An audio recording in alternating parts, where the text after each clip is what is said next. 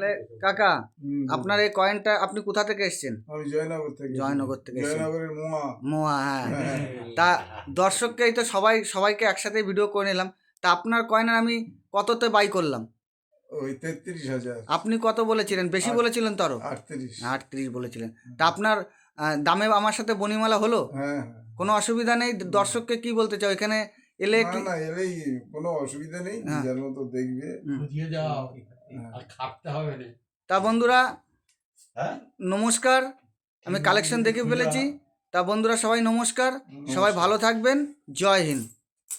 এই যে জয়নগরের যে দাদাভাই এসছে, আমি ছবিতে দেখিয়েছি, একবার আরেকবার দেখাবো, একসাথে সবার ভিডিও করে নিচ্ছি।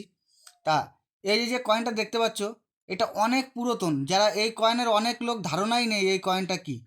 এই কয়েনটার অনেক হিস্ট্রি আছে, আমি নেক্সট ভিডিওয়ে বলে দেবো। তা এই কয়েনটা আমি দাদাভাইকে 33,000 টাকা বাই করেছি।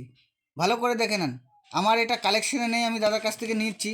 এই কয়েনটা ভালো করে দেখে নেন, 33,000 টাকা।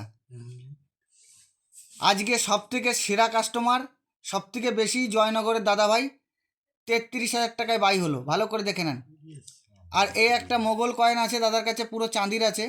এইটা দাদাভাই বিক্রি করবে না, বা ওনার কালেকশনে এই কয়েনটা রাখবে। ভালো করে দেখে নেন, ভালো করে দেখে নেন। এই কয়েনটা দাদা আজকে দামি বলেনি বা বেচবে না, ওনার কালেকশনে রাখবে।